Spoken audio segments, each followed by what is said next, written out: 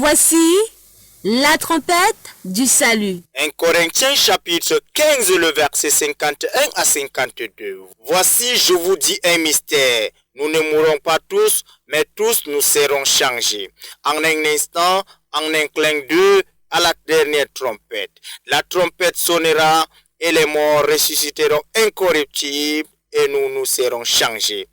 La trompette du salut est une émission qui vous permet de vivre la parole de Dieu à travers la lecture, les commentaires, la musique, mais aussi des questions. La trompette du salut est une conception de l'évangéliste Joshua Collins au service de tous, mais surtout et surtout de chacun.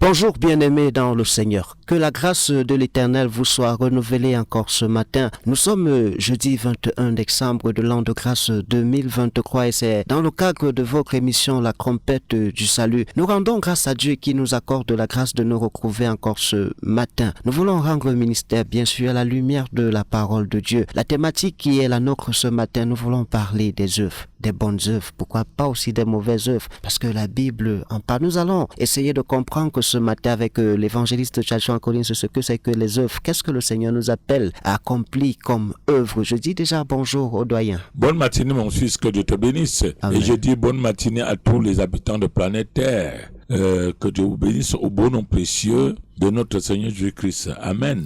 Amen. Vous faites bien d'être à l'écoute de votre émission La trompette du salut. Lui de l'autre côté de la baie vitrée, c'est Célestin des Célestes qui assure la mise en onde. Puisque nous parlons des bonnes œuvres, la prière également est une œuvre de l'esprit. Raison pour laquelle nous allons commencer par la prière. Doyen, nous prenons la prière. Éternel est notre Dieu, notre roi, nous te rendons grâce, nous te bénissons, Papa, de tout le bien que tu as accompli en notre faveur. Tu nous as dit que là où deux ou trois sont assemblés en ton nom, tu es au milieu d'eux. C'est en ton nom que nous demandons ton majesté ce matin. Papa éternel, pour parler de l'évangile, de ta parole, que tu nous nourris tous les jours, Papa, que toi-même tu nous enseignes et ouvre notre intelligence à comprendre les merveilles de ta parole et que ta parole qui guérit nous guérisse, que ta parole qui sanctifie nous sanctifie, que ta parole qui restaure l'âme restaure nos âmes au beau nom précieux de ton Fils, Jésus-Christ notre Sauveur et Rédempteur. Amen. Amen. Puisse le Seigneur permettre que l'âme de quelqu'un soit guérie au travers de la parole de Dieu ce matin, parce que la parole de Dieu également est un très grand médicament, un très grand médicament. Oui, nous parlons ce matin des œuvres. Nous allons essayer de comprendre ce que c'est que les œuvres, quelles œuvres il faut accomplir. Est-ce qu'il y a des bonnes œuvres dans la Bible? Est-ce qu'il y a les mauvaises œuvres dans la Bible? Qu'est-ce qu'il faut faire pour y remédier? Lorsqu'on parcourt la Bible parle des œuvres d'une manière ou d'une autre. Et lorsqu'on consulte même le dictionnaire, comment est-ce que le dictionnaire définit l'œuvre ou les œuvres au pluriel? Nous allons essayer de découvrir encore ce matin ce que c'est que les œuvres, parce que la Bible en parle, presque toute la Bible, même lorsqu'on lit le livre de la Genèse, Dieu vit que ce qu'il avait fait était bon. Dieu lui-même s'est mis à travailler et il a admiré l'œuvre de ses mains, puisque le Seigneur lui-même a admiré l'œuvre de ses mains. Raison pour laquelle chacun doit voir ce qu'il fait et ce que nous faisons, c'est quoi exactement. Quand on parle d'œuvre, c'est une action humaine jugée au regard de la loi religieuse ou morale. Parlant d'une grosse œuvre, on peut parler des fondations, les murs et la toiture du bâtiment. Ça, c'est dans le sens littéraire, parce que lorsqu'on consulte également le dictionnaire, parlant d'œuvre, l'œuvre travail, production, réalisation, production artistique ou encore littéraire, ensemble des réalisations d'un écrivain ou d'un artiste, se mettre à l'œuvre, une œuvre collective, une œuvre romanesque. Bon, il y a beaucoup. Là, nous étions déjà dans la typologie des œuvres. Et lorsqu'on parle dans la Bible, nous allons prendre notre texte de base, parce qu'il y a beaucoup de textes dans la Bible qui parlent des œuvres. Mais ce matin, nous allons prendre notre texte de base dans le livre de Jacques chapitre 1 à partir du verset 25. Jacques chapitre 1 à partir du verset 25. Et la Bible nous renseigne ici que « Mais celui qui aura plongé les regards dans la loi parfaite, la loi de la liberté, et qui aura persévéré, n'étant pas un auditeur oublieux, mais se mettant à l'œuvre, celui-là sera heureux dans son activité. » Doyen, le fait de se mettre, de plonger les regards dans la loi parfaite, la loi qui libère, est déjà une œuvre parfaite dont l'apôtre Jean ici nous exhorte, doyen. Béni soit l'Éternel, Dieu, le Dieu d'Israël qui seul fait des miracles, et béni soit jamais son nom glorieux, que toute la terre soit remplie de sa gloire. Amen. Amen. Puisque normalement, quand tu es enfant de Dieu, tu ne produis que les œuvres de Dieu, et les œuvres de Dieu sont parfaites. C'est pour cela que Jacques nous montre des œuvres par excellence, parce qu'on a posé la question à notre Seigneur Jésus-Christ. Quelles sont les œuvres que tu... Les bonnes œuvres, c'est de me connaître et connaître le Père. Et la connaissance qui parle ici des bonnes œuvres, c'est-à-dire quand tu connais Dieu, ça veut dire que tu obéis à ses commandements. Parce que tout est lié dans le premier commandement qui est « Tu aimeras ton Dieu de tout ton cœur, toute ta force, toute ton âme ». Tous les commandements sont associés à ça. Parce que si tu l'aimes, tu vas l'obéir. Parce que l'amour de Dieu consiste à mettre ses commandements en pratique. C'est ça les œuvres. Et les œuvres, maintenant, il y a les priorités. C'est pour cela que la priorité, c'est d'abord chercher le royaume et la justice de Dieu. On cherche le royaume de la justice de Dieu en soyant soumis à Dieu dans tout ce qu'il a dit, dans tout ce qu'il nous a ordonné. Que nul ne vous trompe. Si tu n'obéis pas à Dieu et tu le loues, tu es un malfrat. C'est l'obéissance. Quand tu n'obéis pas, tu es un idolâtre. Parce que quand tu n'obéis pas, ça veut dire qu'il y a quelque chose autre en premier dans ton cœur. Parce que n'écoutez pas comme les gens vous disent souvent qu'il y a des athées. Ça n'existe pas. Il n'y a pas des athées qui n'existent pas. Même un malade mental, ce qu'il n'y a pas d'athée, ça n'existe pas. L'homme croit toujours à quelque chose. Toujours à quelque chose. Puisque l'homme croit toujours à quelque chose, quelle est ta croyance ce matin? À quoi est-ce que tu crois ou en qui est-ce que tu crois?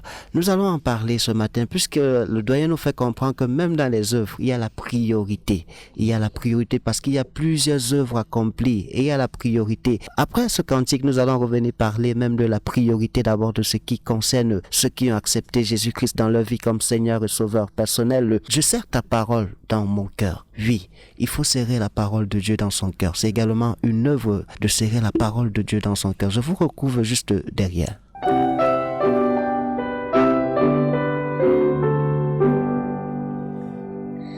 Je serre ta parole dans mon cœur afin de ne pas pécher contre toi.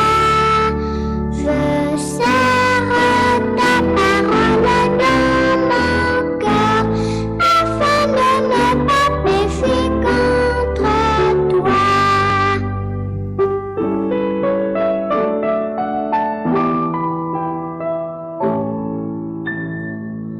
Ta parole est une lampe à mes pieds et une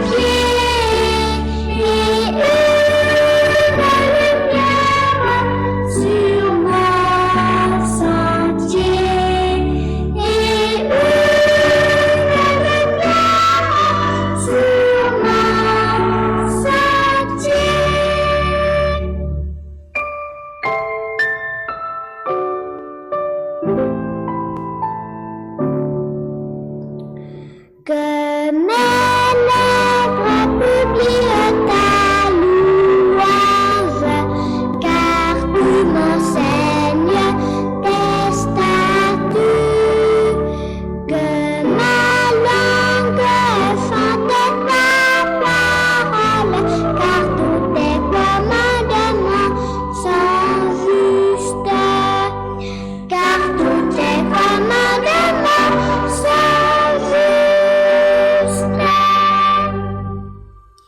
Psaume 119, le verset 9, David pouvait dire, je serre ta parole dans mon cœur afin de ne pas pécher contre toi. Oui, c'était également une œuvre que David avait décidé d'accomplir. Doyen, vous étiez en train de... 119, il n'y a pas l'auteur. Bon. Mais on sait que comme David, tous les enfants de Dieu, on les suit, même en disant David, tu n'as pas tort. D'accord, doyen. Parce que c'est le même esprit. D'accord, vous étiez en train de nous faire comprendre que parmi les œuvres, parce qu'il y en a plusieurs, la priorité c'est de chercher premièrement le royaume et la justice de Dieu. Comment faire pour chercher le royaume et la justice de Dieu? Le royaume, c'est Dieu lui-même. D'accord. Au fait, le royaume, parce que les cieux des cieux ne peuvent pas contenir Dieu. Tout est en Dieu. Donc, chercher le royaume, je peux dire que tout est en Dieu. Parce que Dieu, on dit que les cieux des cieux ne peuvent pas le contenir. Donc, ça veut dire que, est-ce qu'en quelque sorte, quelqu'un peut être dans le ventre de la baleine? C'est un mystère. Pour te dire que cherchez d'abord le royaume, c'est lui-même qui nous dit, cherchez d'abord le royaume et la justice de Dieu, et toutes choses vous seront données. Ça veut dire que dès que je cherche, parce qu'au fait, la foi c'est quoi? C'est de viser, regarder rien que ton Créateur. Rien que ton Créateur. Parce que sans lui, tu n'es rien. C'est de lui que ta vie est sortie. C'est de lui que tu respires. Donc maintenant, quand ta vie est marquée sur Dieu, tu cherches à lui être agréable. On cherche à lui être agréable en mettant ses ordonnances en pratique. Pour cela que tu ne prends le cœur de Dieu que en obéissant à ses commandements. Comme vous-même les enfants, vous êtes là. En réalité, je vous dis devant Dieu qui nous a tous créés. Tant que les Saintes Écritures sont claires, tu honoreras ton père et ta mère afin que tu sois heureux. Moi-même qui vous parle, quand j'étais encore fou, j'étais jeune, je ne connaissais pas, j'avais le frottement avec ma mère. C'est elle-même qui m'a mené même chez les sorciers. Pour qu'on lave la malédiction sur moi. Et pourtant, c'est moi-même qui ai été la cause de ma malédiction. Ce n'était ni elle, mais moi. C'était moi qui était la cause de ma malédiction. C'est-à-dire, elle-même m'a mené chez le marabout. Parce qu'ils disent que lave la malchance, non. Pour qu'on me la passe, elle voulait son bien, mon bien. Et pourtant, c'est moi-même qui détruisais mon bien. Moi, j'étais auteur du mal qui m'arrivait parce que, ça dit, ma femelle n'était pas en joie de moi. Tu vois l'amour d'une maman, malgré que tu fais ce qui n'est pas bien, mais elle t'aime. Mais comme ce n'est pas l'âme, son âme qui t'aime, Dieu n'est pas avec toi. Parce qu'il faut entrer dans son âme. C'est ton obéissance qui te fait entrer dans son âme. Et l'âme là vient de Dieu. L'âme sort de Dieu.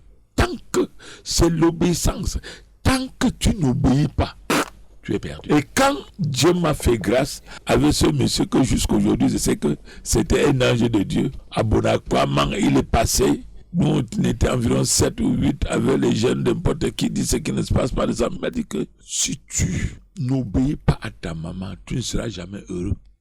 Ton père, c'est Dieu qui a dit, tu honoreras ton père et ta mère. Dieu n'a pas dit que tu vas aimer ton père et ta mère quand elles sont bons. Même si ta mère est vampire, même si elle est méchante, tu vas l'honorer, faire ce qui est bien. Tu ne dois pas imiter sa marche, mais même elle-même sait ce qui est bien. Donc, tu l'accuses. Mais est-ce que tu fais aussi le travail d'un enfant? Que l'enfant devait faire ça. Vraiment, tu vois comment nous péchons. Si Dieu ne nous vient pas en aide. Et je veux te dire, mon fils, comme j'avais la Bible à la télé, j'ai lu, disons, le Père m'a fait grâce. Ma vie a tourné comme ça. C'était comme si j'étais sur une autre planète. C'était fini. D'accord. Doyen, peut-être qu'un auditeur qui est en train de nous écouter du côté de Sakia, il peut se poser la question de savoir. On demande de chercher premièrement le royaume et la justice. Est-ce qu'il y a une différence entre le royaume de Dieu et le royaume des cieux? Est-ce qu'il y a une différence, doyen? Disons que même la terre est dans les cieux, hein. Même le soleil est dans les cieux. C'est que maintenant, quand on parle le royaume de Dieu, le royaume des cieux, les cieux des cieux, ça dépend de l'élan qui est dans ton cœur. Suivez-moi très bien. Si toi, en disant que le royaume des cieux, et que dans ton âme, dans ton pensée, dans ton esprit, tu es en train de parler le royaume de Dieu, c'est la même chose. D'accord. Je sais, il ne faut pas J'ai dire d'accord compris, sans doyen. comprendre. J'ai compris, doyen. Si tu dis, vraiment, je voudrais que Dieu m'accueille dans le royaume des cieux. Si tu dis, et que dans ton âme, c'est le royaume de Dieu, c'est la même chose. D'accord. C'est la même chose. Parce que la Bible est écrite, c'est pour nous donner la connaissance plus sur notre planète Terre, pour notre environnement. Dieu a fait les lois des cieux. C'est-à-dire, tu ne sais pas les qui sont au soleil, les qui sont au la lune, les qui sont au...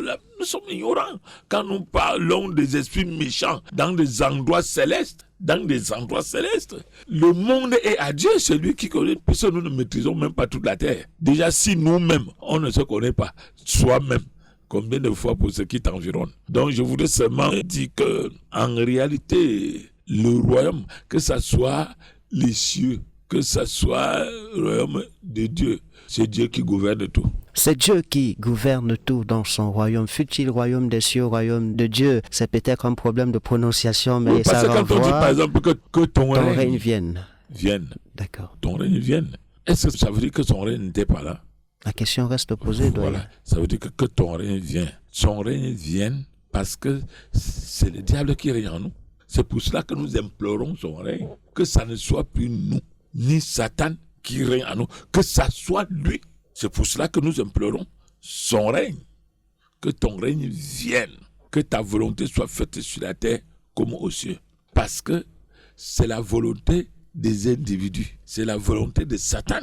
Comme les ONG que nous sommes dans le monde. Comment on contraint les gens à vivre comme ils demandent avec de l'argent pour corrompre les mœurs. Je viens de voir encore dans la télévision comment on dit que ce que le pape avait, ça risque d'avoir beaucoup de conséquences dans leur propre église. Vraiment, c'est affreux. Ça dit qu'il faut bénir les homosexuels. Bon, ce n'est même pas simplement les homosexuels. Je crois que le pape a dit qu'il faut unir des personnes de même sexe.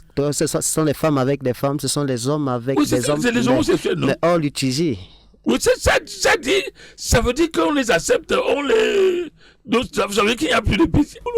Et c'est là une mauvaise œuvre, doyen. Mon fils, normalement, il devait être brûlé vif. Il dit brûlé vif. Même si ça sort même seulement dans la bouche. Il devait être brûlé vif. Doyen, vous parlez là de sa papauté. Oui, mais c'est de Dieu. Bon, la question reste posée. Mais quand quelqu'un vous dit un truc comme ça, là, ça veut dire qu'il est en train d'accuser Dieu. Que pourquoi Dieu a brûlé les Gomoriens? Vous ne voyez pas que c'est ça? Ça veut dire qu'il est plus juste que Dieu. C'est-à-dire qu'il vient même encourager Gomorrhe et Sodome. Il encourage. C'est l'abomination. Vous voyez que l'autre, c'est ça que l'autre avait fui, non? Pour démissionner. Oui. Que Dieu nous pardonne seulement. Que Dieu nous pardonne. Nous parlons des œuvres ce matin. Doyen, est-ce que les hommes ont aujourd'hui le courage de regarder les œuvres? Si Jésus venait à mettre chacun face à ses œuvres, est-ce que beaucoup auront même le courage de regarder leurs œuvres ils ont leurs œuvres en face? Au fait, mon fils, doyen, il n'y a personne qui ne produit pas les œuvres. Tout le monde produit des œuvres. Soit l'œuvre du diable, soit l'œuvre de Dieu. Le problème est que les gens travaillent plus pour le diable. Donc n'importe qui produit les œuvres de son maître. C'est ça. C'est pour cela qu'il n'y a pas deux manières, mon fils. Ne voyez pas des voyous, se disant pasteurs, se disant évangélistes, prophètes qui vous trompent dehors, en amenant la philosophie dans la parole de Dieu. Celui qui pêche est du diable. Et voilà par là où Dieu nous a dit que nous devons connaître celui qui est de Dieu et celui qui n'est pas de Dieu. Si quelqu'un pêche, il est du diable. Il dit, vous le connaîtrez par leurs œuvres. Mais les voyous aujourd'hui ne parlent plus de ça. Il dit, quand tu vas parler, il va dire, oh, tu vas voir qui ne pêche pas. Donc ça veut dire que le péché est annulé. Comme tout le monde pêche, on est immunisé. C'est des maudits. Jésus pouvait dire un jour, pourquoi est-ce que vous me cherchez? Vous ne savez pas que je dois accomplir l'œuvre de celui qui m'a envoyé. Jésus lui-même était conscient, doyen, qu'il est venu pour une œuvre parfaite. Et il a même quitté ses parents biologiques, si je peux me permettre, pour aller faire l'œuvre de celui qui l'a envoyé. Il était décidé à faire l'œuvre. Est-ce qu'aujourd'hui, ceux qui ont accepté le Seigneur sont même conscients? Pardon, je ne te coupe pas, c'est une petite parenthèse. D'accord. Parce que je pourrais oublier. D'accord, doyen. Il n'a pas quitté ses parents biologiques. On ne croit pas en Dieu pour abandonner ses parents. Ça n'existe pas. Tu vois, non? Ça n'existe pas. On ne croit pas en Dieu pour être rebelle de ses parents. Parce qu'il y a des gens qui font ce dévassage là, qui disent que Dieu m'a appelé en plein temps. En plein temps, en ministère en plein temps. Ce sont des égarés. La parole de Dieu dit que celui qui n'aime pas les siens est plus pire qu'un païen. C'est-à-dire, si tes parents, tu n'honores pas tes parents, ça veut dire que tu as coupé l'embryon de ta vie. On ne croit pas en Dieu pour se rebeller. Comment tu peux dire que parce que tu as cru en Dieu, tu es derrière maintenant les autres enfants? C'est avec eux que tu passes le temps. Tes parents même qui t'ont mis. Non. Le fait d'aller partager la connaissance à d'autres ne veut dire pas qu'il a coupé l'embryon avec ses parents. N'a-t-il pas nourri d'abord ses parents avant d'aller partager aux autres, mon fils? Ça veut dire que s'il est parti donner aux autres, ça veut dire que le grand bénéficiaire, c'était d'abord ses parents. D'accord, quand je parlais ici de quitter, c'est que Jésus est resté au temple, on le cherchait. Et bon, quitter, c'est pas dans le sens d'avoir peut-être manqué du respect aux parents. Mais il était conscient, en fait, c'est au niveau de la conscience. Ceux qui sont chrétiens aujourd'hui, est-ce qu'ils sont conscients qu'ils sont appelés à faire l'œuvre de Dieu? Mon fils, lui, il faisait l'œuvre de Dieu. Mais ceux qui disent aujourd'hui ne le font pas. À-dire qu'ils ne sont pas conscients alors? Mais pas qu'ils ne sont pas conscients. Ils connaissent qu'ils sont dans l'erreur. Parce que je vous ai dit, quand on l'a cherché, on l'a trouvé où? Dans le temple. Alors, ça montre qu'il est de Dieu. C'est-à-dire, il posait les questions, c'est-à-dire, il n'avait pas encore 15 ans. Mais ces questions troublaient les docteurs. Les docteurs. Alors, mais ils sont où au milieu des docteurs? Est-ce que là où il est là, il devait être là? On ne se pose pas la question. Quand il vient même, il ouvre le livre d'Ésaïe. Est-ce qu'il devait être là? Parce que tout l'appartient. Ça dit, tout l'appartient. Il n'a pas besoin de vous demander. S'il a entre ses mains, il prend. C'est-à-dire, quand il a même versé de changer d'argent, là, c'est mettre tout un trouble. Les gens disent que d'où vient ta puissance? Parce que si c'est toi on va te tuer avec le coup de poing, on va te finir là. Mais il fouette les gens. On ne demande même pas que c'est sa divinité là qu'il est en train de montrer. Il dit ma vie je la donne, personne ne m'en arrache. Je donne pour mes brebis. C'est ça. D'accord. Jésus a fait l'œuvre de son Père. Il dit que c'est de lui qu'il s'agit, je viens pour faire, Dieu, ta volonté. Parce que la volonté de Dieu, vous qui nous écoutez, nous parlons. Même si c'est toujours lui-même. Hein. Tout à fait. Parce que ça trouble beaucoup les gens. Et quand tu dis que, il dit que je m'en vais au Père, que votre Père, il dit, nous, tu passes, je dis que non. Vous ne pouvez pas comprendre parce que pour comprendre ça, il faut être baptisé. C'est-à-dire, il faut que tu ne peux pas être hors de l'eau. Tu veux comprendre les mystères. C'est pour cela qu'on dit c'est les mystères. Il faut être initié. Ce n'est pas l'initiation satanique. Ce n'est pas l'initiation satanique, c'est l'initiation de Dieu. C'est avec l'Esprit de Dieu qu'on comprend les choses de Dieu. Hein? Si tu n'as pas l'Esprit de Dieu, comment peux-tu être dans les ténèbres? Tu veux comprendre? Parce que quand tu dis, je m'en veux au Père, qui est votre Père, c'est pour cela que Jude et même l'autre l'a posé la question, que montre-nous le Père. Et cela nous suffit. Cela nous suffit. Mais c'est depuis que je suis avec toi, tu me demandes le Père. Mais est-ce que Philippe n'avait pas raison? Puis tantôt, il dit qu'il va prier le Père, mais Philippe n'avait pas... Parce qu'il y a des questions qu'on pose qui n'est pas seulement pour la personne qui a posé, qui aide aussi l'auditoire. Donc, il dit que c'est depuis que je suis avec toi. Tu me demandes le Père Philippe. Ne sais-tu pas que je suis dans le Père et le Père en moi? Nous et le Père, nous sommes un. Nous sommes un. Je suis dans le Père et le Père en moi. Il dit que moi et le Père, nous formons un. Et c'est pour ça même qu'il a dit que si vous mettez ces commandements en pratique, lui et le Père viendront habiter en toi et on formera un seul. Vous faites bien de nous écouter, c'est votre émission La Trompette du Salut sur les ondes de la radio Philadelphie. Nous parlons des œuvres, nous voulons comprendre les œuvres dont les enfants de Dieu sont appelés à accomplir. Doyen, lorsqu'on lit la Bible, il y a un verset qui nous fait comprendre que nous devons pratiquer les bonnes œuvres que le Seigneur a préparées d'avance. Quelles sont ces œuvres que le Seigneur a préparées, même que nous devons simplement les pratiquer? Quelles sont ces œuvres? Tu ne tueras point, tu ne voleras point. Tu ne commettras pas d'adultère. Tu sais les 10 commandements. Tu aimeras ton prochain comme toi-même. Les 10 commandements sont immuables. Parce que c'est ça que le jeune homme riche est venu poser la question au Seigneur. Que dois-je faire pour entrer dans le royaume de Dieu. Le Seigneur l'a cité les 10 commandements. Tu veux entrer dans le royaume, ne vole pas, ne tue pas, ne fais pas l'adultère, aime ton prochain comme toi. Il lui a dit que j'ai fait ça depuis le bas âge. Comme je l'ai dit, ces jeunes hommes marchaient réellement comme Dieu demandé, mais ils venaient comme ça pour qu'on l'apprécie devant les gens. Il y avait un peu l'orgueil là. Ils venaient pour qu'on le mette devant les gens pour dire que voilà celui qui marche comme Dieu demandait. Vous devez imiter ce gars comme celui qui cherche à s'élever sera abaissé. Le Seigneur a dit, si tu veux être parfait, et réellement Dieu veut que nous soyons parfaits, comme Dieu lui-même est parfait, nous devons être parfaits. Une manière de dire que le Seigneur a dit, comme tu crois que ce n'est pas ta force, je vais te dire de faire ce que je ne t'ai pas ordonné, que je ne t'ai pas donné la possibilité de le faire. Va vendre tout ce que tu as, partage-le aux pauvres. Le plus facile l'a dépassé. Il est rentré avec la queue pliée comme un chien. On dit qu'il avait des forts biens. Fort bien. Voilà quelqu'un qui voulait s'élever. Il a été rabaissé. Donc ça veut dire que Dieu ne sauve pas l'homme parce qu'il est d'abord juste. Il sauve le pécheur pour que le péché devienne juste. Donc maintenant, ce qui était impossible à nous de les mettre en pratique, nous le mettons maintenant en pratique. C'est ça, mon fils.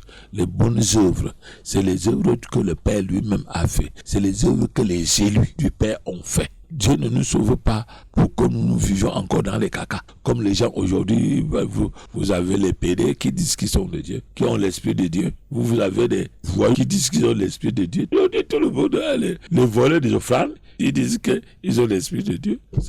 C'est-à-dire, tout le monde te dit qu'il est de Dieu. Donc Dieu est devenu un zazaï. C'est-à-dire n'importe qui à Dieu. D'ailleurs, ce que Jésus demandait à ce jeune homme riche, c'était d'accomplir une bonne œuvre. Parce qu'il s'agissait de vendre ses biens et de partager aux pauvres. C'était là une bonne œuvre. Est-ce que les bonnes œuvres nous dépassent à accomplir, doyen? Mon fils, c'est ça. Dieu lui a dit de faire ça là pour lui montrer que, comme tu crois que tu peux, au fait, c'est moi qui fais en toi. Ce n'est pas toi, ne crois pas que tu sois meilleur. Je te dis de faire ce que je ne t'ai pas donné. Va, vends, partage. Il ne pouvait pas faire parce que ça ne lui a pas été donné. C'est-à-dire, nous, on ne se sauve pas par ses mérites. C'est un don gratuit, mon fils. Crois que ce n'est pas parce que ce jeune homme est rentré avec la queue pliée, ça veut dire qu'il n'est pas sauvé. Il est sauvé. Le Seigneur voulait lui donner la honte parce qu'il a cru que ce n'est pas ses mérites. C'est-à-dire pour s'enorgueillir devant les autres. Comme le publicain. Oui. Avec le pharisien. Le pharisien dit que je te dis merci de ce que je ne suis pas comme ce type-ci à côté de moi. Je jeûne 3 fois par semaine, je fais... C'est-à-dire, il fait la comparaison entre lui et l'autre. Alors, qu'est-ce que le Père... L'autre dit seulement que... Sois apaisé. Sois apaisé. Lui, il est conscient qu'il est... C'est la colère de Dieu. Ces œuvres ne sont c'est une grande prière. Hein? Tout à fait. Vous prenez ça comme si c'est une très grande prière. Sois apaisé. Il a déjà tout dit. Je ne mérite pas de me trouver devant ta présence. Vraiment, que ta colère ne s'élève pas. Parce que toi, tu vois mon cœur. Tu vois que je suis un diable. Sois apaisé, mon Père. Doucement, doucement. C'est une grande... Mais il a été justifié par rapport à l'autre. Parce qu'il dit que je ne suis pas comme ce criminel.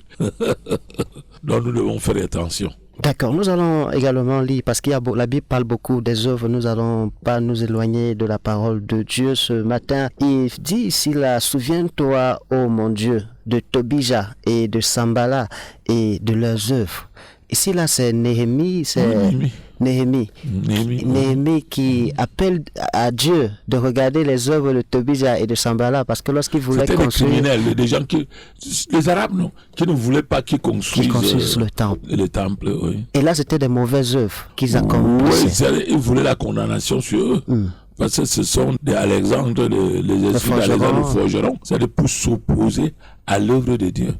Mais tu sais que mon fils, n'importe qui a la grâce, n'importe qui a le niveau de la révélation de Dieu en lui.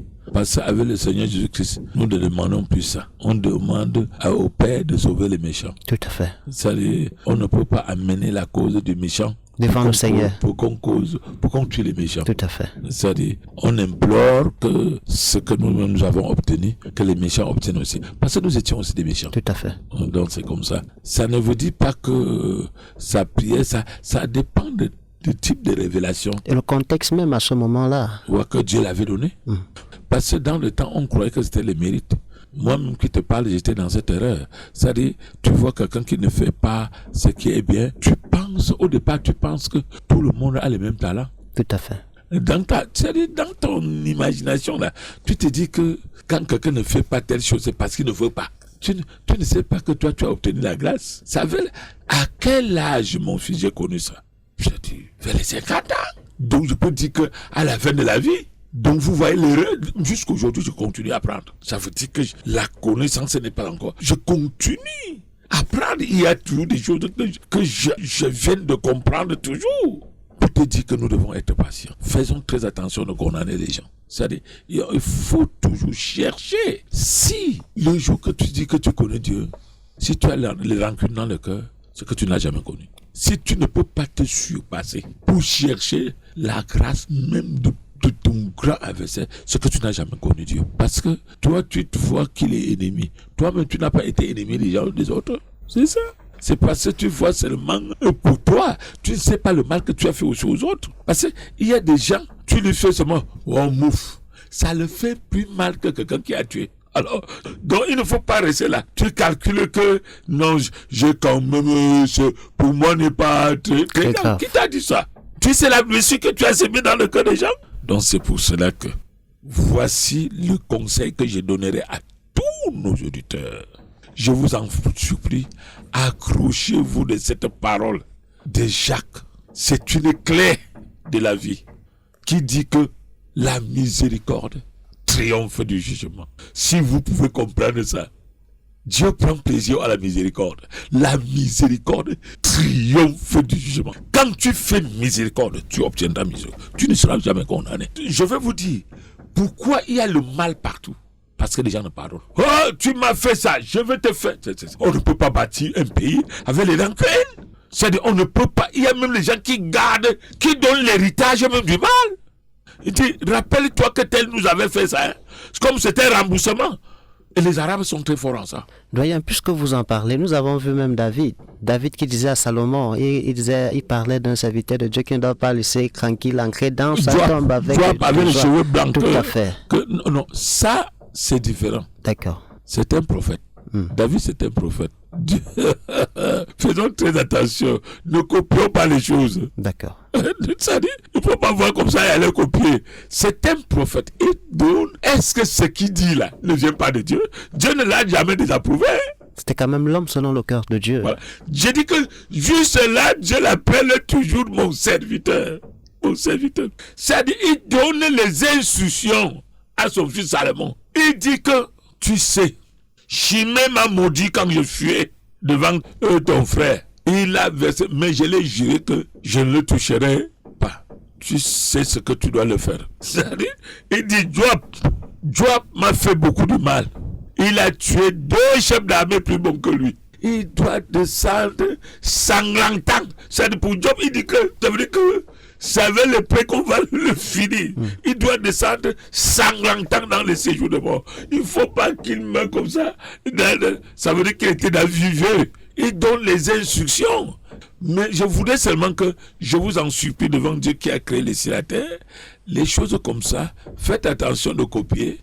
Même vous qui me comprenez là, de quoi que vous allez, comme il a donné les instructions de faire ça, je vais donner aussi ma part. Il est sur l'inspiration de Dieu. Surtout qu'aujourd'hui, Dieu nous dit d'aimer nos ennemis, de bénir ceux qui nous maudissent.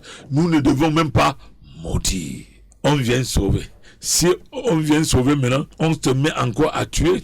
Parce que le Seigneur nous a même dit ça, non? Si tu salues seulement ceux qui te saluent. Quelle différence?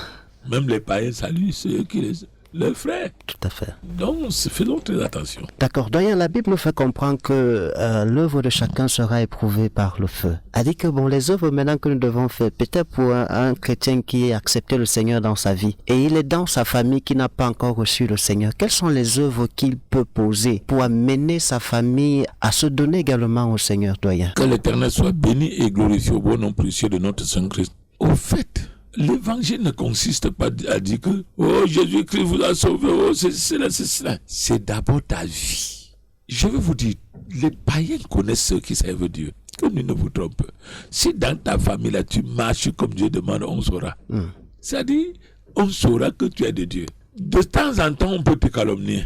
Mais tu vas voir, les mêmes gens qui te calomnient, toujours entre eux, ils disent que, en réalité, il est quand même l'enfant de Dieu. Quand il y a un problème, on va te chercher pour la prière. Non, même pas pour la prière. Même pour les Parce conseils. que je passais, mon fils, je ne fais pas beaucoup de prières spectaculaires que les gens font, hein, parce qu'en fait, ça ne sauve pas. C'est le théâtre. Parce que ce qu'il faut faire, c'est l'évangile. Et ils sont allergiques. Je te donne même mon cas, même chose. Les gens sont allergiques. C'est un peu partout. Parce que quand tu évangélises, ça montre l'état de leur âme. C'est comme si tu as même vu leur problème. Tu vois, d'autres ne veulent même pas que tu parles. Je vous ai dit que, à moins les gens me donnaient le coup de poing au village. Un monsieur s'est dressé carrément contre moi. Il dit que je suis venu publier c'est-à-dire me prendre en charge, hein, que c'est son problème que je... Tu es venu étaler dehors, à la place publique. Je ne connaissais même pas le monsieur. Il s'est fâché, bavardé. Je croyais que c'était l'amusement. Au départ, je croyais que c'est l'amusement qui faisait. C'est quand j'ai vu qu'il m'a même poussé. Il parlait, il s'est dressé. C'est que je suis... Donc c'est vrai que tu me parles. Tout simplement parce que je lui ai seulement dit que mon frère, même si c'est ton problème, change plutôt. Ça veut dire que Dieu a voulu que tu écoutes. C'est pour cela, ce n'est pas moi, c'est Dieu qui voulait que tu saches que tu es dans l'erreur. Maintenant, si tu te dresses encore, ça veut dire que c'est grave. Tu ajoutes le péché sur le péché. Je suis avec la canne, tu me pousses encore. Est-ce que cela est bien? Ça veut dire que tu continues encore à pécher au lieu de changer. D'accord. Le Seigneur nous fait comprendre qu'il vient et sa rétribution avec lui pour Oui. rendre à chacun selon ses œuvres. Doyen, vous en tant que serviteur de Dieu, quel est le conseil que vous pouvez donner à ceux qui ont accepté le Seigneur Jésus pour les œuvres qu'ils sont en train de faire? Parce que l'œuvre de chacun sera éprouvée par le feu. Parce que nous avons dit qu'il y a des œuvres que le Seigneur a appelées à faire que nous qui avons accepté le Seigneur, nous puissions les pratiquer.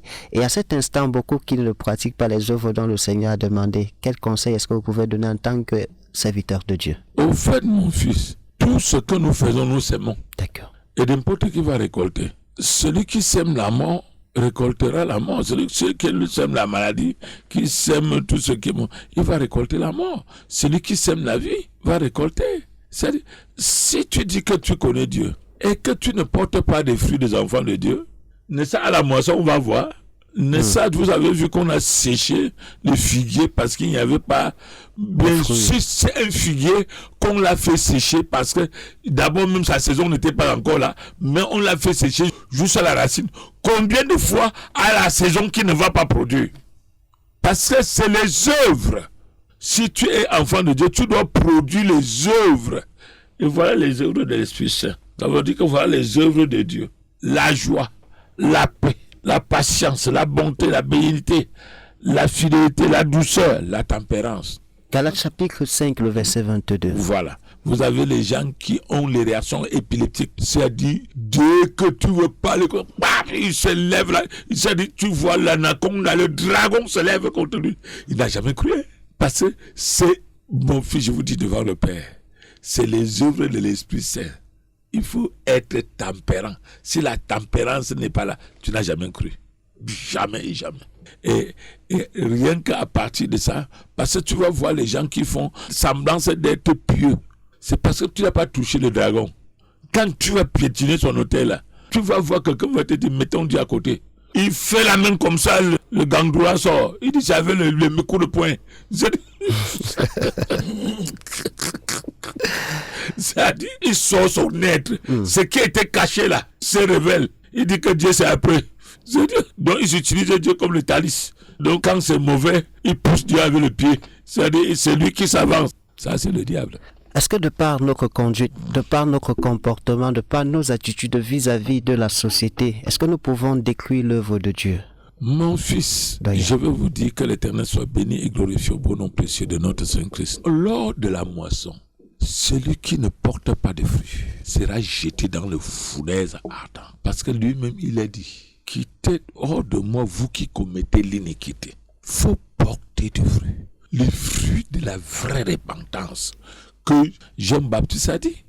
Parce que tout le monde est venu dire, produisez le fruit d'une bonne repentance.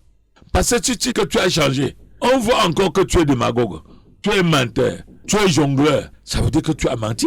C'est pour cela qu'il demande de produire des fruits de la vraie repentance. Dieu, les moissonneurs, on l'appelle les moissonneurs. Les moissonneurs viennent chercher les fruits. Et quand ils ne vont pas trouver les fruits, qu'est-ce qu'on coupe, non? On coupe, on met au feu, on brûle. Si tu produis plutôt les ronces, comment tu vas... Non. Donc c'est ça, faisons très attention. Jérémie 48, verset 10 nous fait comprendre que maudit soit celui qui fait avec négligence l'œuvre du Seigneur doyen. C'est comme Paul a dit, non, si, qu'est-ce qui peut encore beaucoup t'intéresser des autres que tu te laisses la parole de Dieu pour regarder encore autre chose? Parce que Paul était un grand intégriste. Oui, celui maudit soit celui qui fait les œuvres de l'Éternel avec négligence. Mais quand on dit maudit soit celui qui est avec négligence, Dieu est en train de parler ici des gens qui comptent beaucoup sur le football, sur les tiercés, sur le ludo, le damier. Ça veut dire que si tu es serviteur de Dieu, est-ce que Dieu veut dire que tu ne dois pas travailler pour manger? Est-ce que Dieu dit que tu ne dois pas nourrir ta famille? Tu dois le faire. Tu ne dois pas laisser ta famille crever parce que tu dis que tu es dans l'œuvre. Il ne faut pas utiliser la parole de Dieu pour faire la paresse avec elle. Méfiez-vous des gens, les voyous qui sont dehors là, les paresseux. Non, c'est l'œuvre de Dieu qui m'occupe. Hein? Quelle œuvre de Dieu? Tu passes tout le temps à aller mendier. Tu sors de tel bureau, tu vas aller et tu dis que dès que tu dis que Dieu te bénisse parce que tu viens mendier. Tu dis que c'est l'œuvre de Dieu. Ça, c'est la ruse. Dieu n'est pas dedans dans ce que tu fais là. C'est la ruse. Quelles sont les œuvres que tu accomplis au jour le jour? Toi qui nous écoutes du côté de Figuil, du côté de Guidé, est-ce que tes œuvres sont en harmonie avec l'œuvre de Dieu? Est-ce que tu as conduit ta manière de faire? Parce que nous sommes en train de parler de l'œuvre, parce que lorsqu'on est sauvé, il y a des œuvres que le Seigneur a préparées à l'avance que nous puissions accomplir. Est-ce que tu accomplis au jour le jour ces œuvres? Est-ce que tu prends le temps de rendre visite aux veuves, aux orphelins? Parce qu'il dit que c'est même ça la vraie religion. La vraie religion, c'est de visiter les malades. Les orphelins, et même les prisonniers. Les prisonniers, hein? C'est ça la vraie religion. Je veux même ajouter, pas que je sois meilleur, parce que non, loin de là, de dire les choses qui ne sont pas correctes, pour dire que si n'importe qui commence à s'occuper de ça, d'abord de sa propre famille, c'est que c'est déjà très bien. Une œuvre parfaite, excellente. Oui, excellente, parce que Dieu dit non, que celui qui ne s'occupe pas de sa propre famille est plus qu'un incroyant.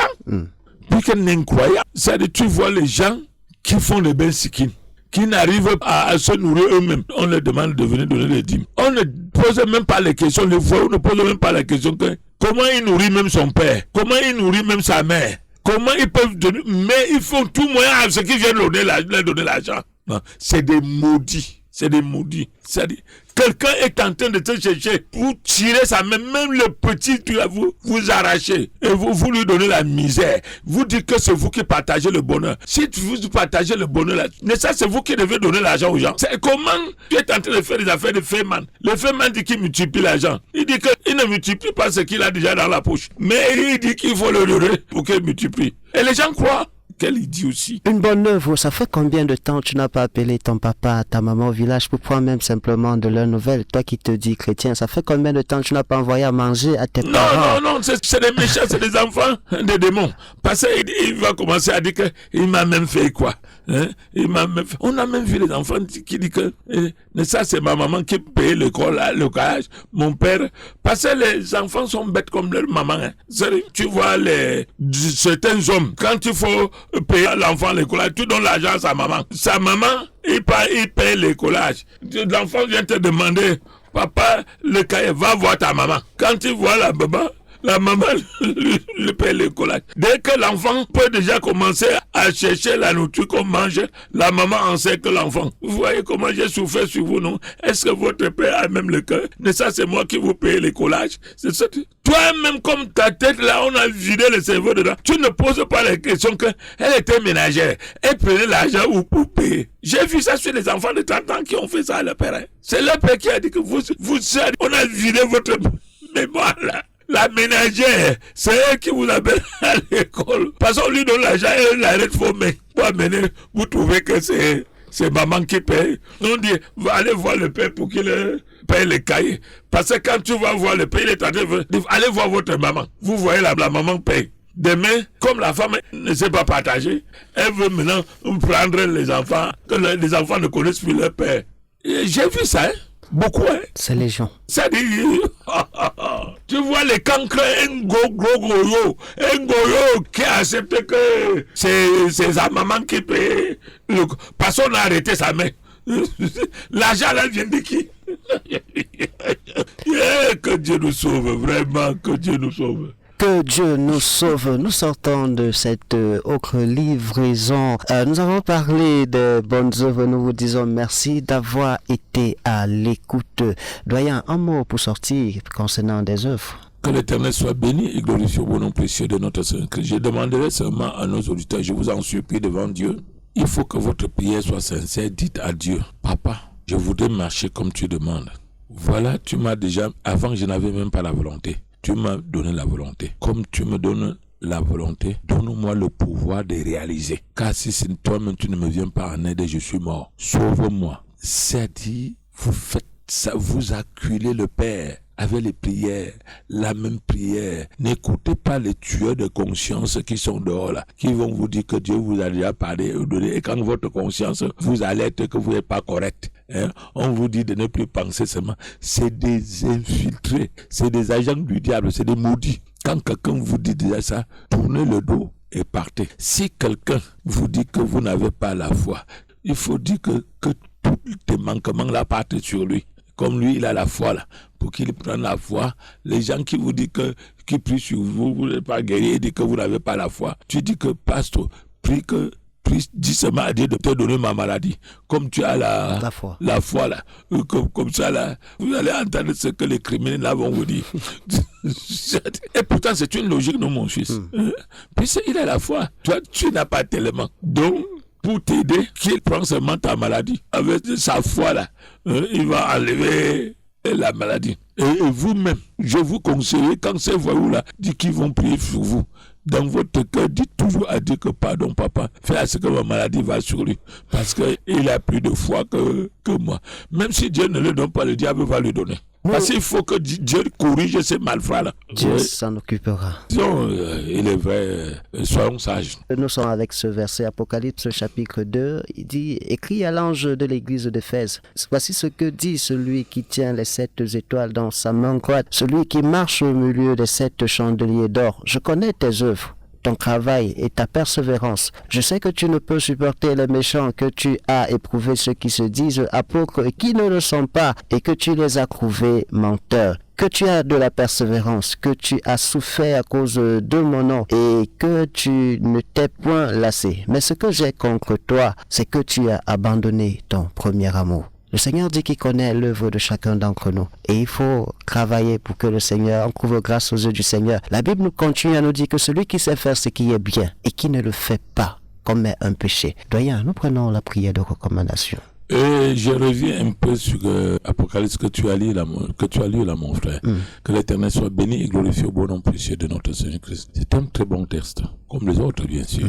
Il dit, il a apprécié cette église. Il dit que tu as abandonné ton premier amour. Il a même éprouvé ceux qui se disent apôtres et qui ne le sont pas. Il a déclaré menteur. Il a fait beaucoup de choses, mais il a abandonné son premier amour. Dieu dit de se rependre, qu'il doit se repentir. Tout à fait. Sans ça, il viendra ôter le chandelier de sa place. Donc Dieu nous dit que c'est un enseignement que Dieu donne à son église. Ce n'est pas parce que tu as gagné le combat que la bataille est terminée. Voilà. Sois fervent. Je vais vous dire, si Dieu ne m'avait pas fait la grâce, c'est que les sataniques écraseraient un peu de lueur même en moi. Parce que les gens te disent toujours que, même dans les églises sataniques que j'étais là, oh non, tu retardes beaucoup dans la prière. J'ai dit, il picore. J'ai dit, le gourou, il dit que non, Dieu a dit que c'est une prière pharisienne parce que c'est trop long. Quand je vais le montrer, pour lui dire que Dieu nous a dit de prier sans cesse. Est-ce que ma prière, je prie seulement pour moi-même? Il dit non. Je dis non. Pour ça, là, pour rien au monde. Parce que chez Dieu, cette parole m'a dit beaucoup de choses. Parce que j'ai des traités que j'ai écrits beaucoup, même sur des faux prophètes, des faux prophètes.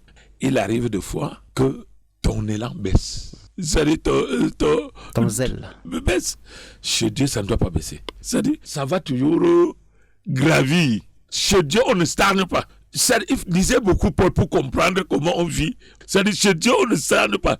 Parce que le monde, c'est ça le travail du monde. Le monde est comme le vendeur de friperie. C'est-à-dire, au long de la route, Dieu t'envoie. Dieu te dit, va me prendre le vaccin à la navette de bouclé pour les brebis. Dès que Dieu t'envoie, le diable aussi envoie ses parts. Ça part. Dieu t'a envoyé avec l'argent déterminé. Toi, tu es en train d'aller à bouclé. Tu vois déjà les gens en route là. Oh, si, on a qu'un foulmi. Venez me tromper. Moins cher. Tu commences à regarder l'argent que Dieu t'a donné. Dieu t'a dit que c'est pour 2 flacons de vaccin. Tu vois déjà quelqu'un en route qui te dit que avec cet argent-là, il te donne 10 flacons. Et pourtant, l'argent là, c'est pour 2 flacons. Il te dit 10 flacons. Je peux diviser l'argent là par 5. Donc, on me donne le flacon, j'aurai toujours l'autre. Tu commences à l'ordre. D'autres jouent les cartes. C'est-à-dire, tu commences à dire que je peux bénéficier là-bas. Et c'est mon jour aujourd'hui. Tu laisses là où on t'a envoyé. Après, tu rentres même. Ni même les 2 flacons, il n'y a pas le jambon. Donc faisons très attention que nos regards ne soient fixés que de notre Seigneur Jésus-Christ. Laissons les voyous qui vous trompent en disant que c'est toi qui vas venir le tromper. Et pourtant c'est lui qui est en train de te tromper. D'accord, nous prenons la prière d'Oya. Éternel est notre Dieu, notre roi, nous te rendons grâce, nous te bénissons de cette occasion que tu nous as offerte ce matin pour que nous puissions parler de bonnes œuvres que tu as préparées pour nous d'avance. Fais-nous, Papa éternel, marcher comme tu le demandes. Nous t'en supplions que nous soyons réellement de celle de la terre, la lumière du monde, Papa éternel, surtout ceux de notre membre de la famille. Papa éternel, que tu fasses grâce à tous les humains, comme tu nous as fait, Papa, que cette grâce se répande sur toutes tes créatures, au bon nom précieux de ton Fils Jésus-Christ, notre Sauveur et Rédempteur. Amen. Raté par la rediffusion de cette autre livraison lorsqu'il sera à 20h sur les ondes de la radio Philadelphie. Et ne zappez surtout pas parce que juste il est après... vrai que nous on a travaillé pour rien, pour le Noël. Il a gommé tout ça là. On va se rattraper par la grâce de Dieu. Nous allons nous rattraper par la grâce de Dieu pour une autre production. Si c'est pas demain, peut-être dans la semaine. Oui, je crois que demain c'est vendredi. Demain c'est vendredi. On va faire ça demain. On fait ça demain. Donc on va doubler. D'accord. Et demain on va reparler sur Noël, pourquoi pas. Et après ça, nous allons essayer de comprendre Jésus-Christ, homme, fils de Dieu ou bien Dieu. Demain, on va essayer de comprendre si Jésus est vraiment était homme, si Jésus est venu en chair, si Jésus est le Fils de Dieu ou Jésus-Christ est même encore Dieu. Nous allons essayer de comprendre demain. Donc demain, nous aurons 2 productions par la grâce de Dieu. Ça vous arrange, doyen? Mais bien sûr. D'accord. Bien sûr. D'accord. Donc ne ratez pas surtout la rediffusion des contes en langue foufoudé, en langue giziga, la rediffusion juste après cette émission. Et à 11h également, le partage la rediffusion également. Le partage, restez sur les ondes de la radio Philadelphie. Somme chapitre 119 verset 9 nous fait comprendre comment le jeune homme rendra-t-il plus son sentier. Il dit en se dirigeant d'après ta parole. Et pour se diriger d'après la parole, il faut lire ta Bible. Lis ta Bible. Nous sortons avec ce chant. Lis ta Bible.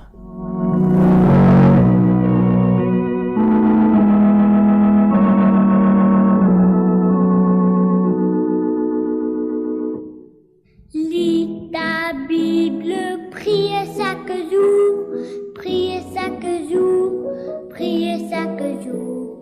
Lis ta Bible, priez chaque jour, si tu veux grandir, si tu veux grandir, si tu veux grandir.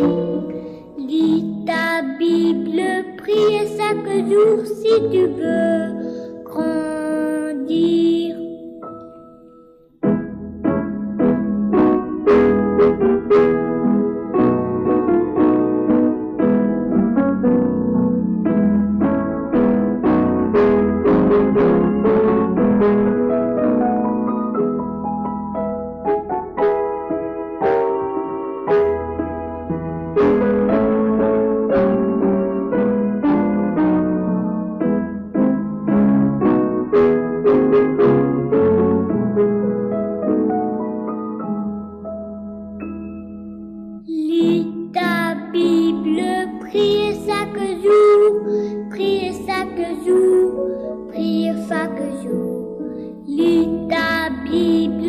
prier chaque jour si tu veux grandir.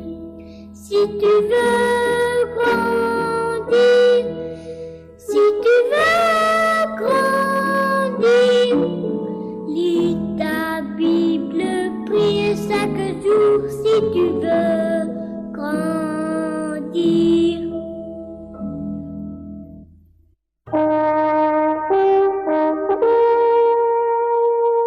Entendez-vous le clairon, écoutez, écoutez, les beaux en connaissent le son, Jésus vient bientôt, et dans l'allégresse, écoutez, écoutez, son cœur dit sans cesse, Jésus vient bientôt.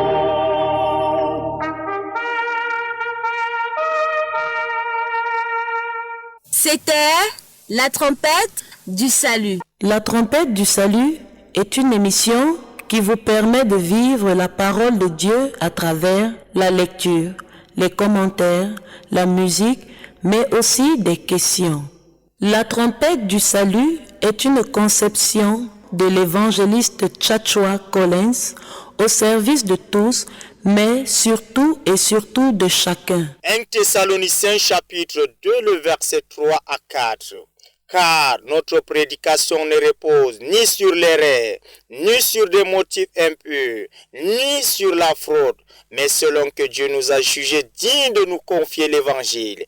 Ainsi, nous parlons non pour plaire à des hommes, mais pour plaire à Dieu qui sonde nos cœurs. Que l'Éternel, Dieu d'Abraham, d'Isaac et de Jacob, vous bénisse au bon nom précieux et merveilleux de notre Sauveur Jésus-Christ. Amen.